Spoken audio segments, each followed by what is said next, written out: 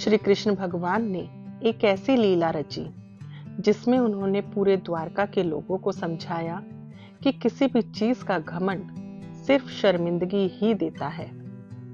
वो क्या चीज है जो उनके सबसे करीब है, जिसे पाकर वो हमेशा खुश रहते हैं, और कौन सी वो घटना थी, ये जानेंगे इस कहानी के जरिए।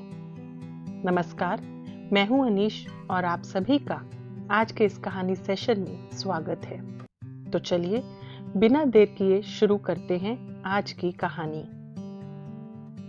द्वारका में जब भी श्री कृष्ण जी का जन्मदिन होता तो पूरी द्वारका में उत्सव का माहौल होता था। लोग एक से बढ़कर एक कार्यक्रम रखते, कोई भजन संध्या रखता तो कोई श्री कृष्ण जी की रास लीला का आयोजन करता, कोई भंडारा रखता तो कोई भक्ति भाव में डूबा रहता। एक बार जब श्री कृष्ण जी का जन्मदिन आने वाला था तो सत्यभामा ने सोचा कि मैं कुछ ऐसा करती हूँ कि कन्हैया मुझसे खुश हो जाए। सत्यभामा के पास सोने की कोई कमी नहीं थी और उन्हें इस बात का गर्व भी था कि उनके पास सबसे ज्यादा सोना है। तो उन्होंने सोचा कि मैं श्री कृष्ण जी के वजन का सोना गरीबों में दान करूंगी।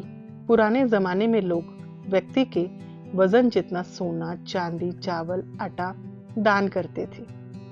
सत्यभामा को भी लगा कि मेरे पास जो इतना सोने का खजाना है, क्यों ना इस बार लोगों को दिखाया जाए।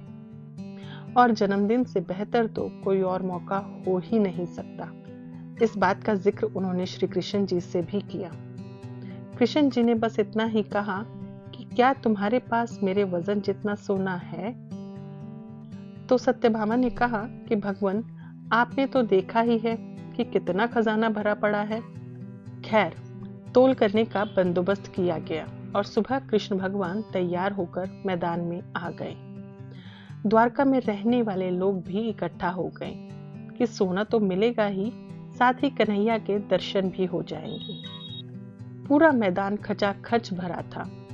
सुबह जैसे ही कृष्ण भगवान आए, सभी ने उन्हें जन्मदिन की बधाई दी और उन्होंने सभी का अभिवादन भी स्वीकार किया। इसके साथ सत्यभामा ने उन्हें तोल के एक साइड में बैठने को कहा। वो चुपचाप उस तोल पर जाकर बैठ गए। सत्यभामा ने अंदाजे से उनके वजन जितना सोना पहले ही निकलवा कर रखा था। सो जैसे ही कृष्ण भगवान बैठे, तुरंत सिपाहियों ने उतना सोना दूसरे तोल पर रख दिया। लेकिन ये क्या हुआ? पलड़ा तो बिल्कुल भी नहीं हिला।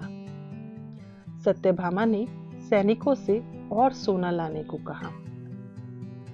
सैनिक सोना लाते रहे, लेकिन पलड़ा तो जैसे जम ही गया था। इसके बाद सत्यभामा ने अपने सारे जेवर भी रख दिए, लेकिन पलड़ा तो जैसे हिलने का नाम ही नहीं ले रहा था। श्री कृष्ण जी का पलड़ा बिल्कुल नहीं हिला। मैदान में खड़े लोग भी ये नजारा देख रहे थे।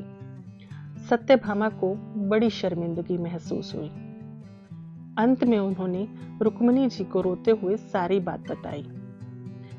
रुक्मिणी ने जाकर चुपचाप सोने के पलड़े पर 3 तुलसी के पत्ते रख दिए।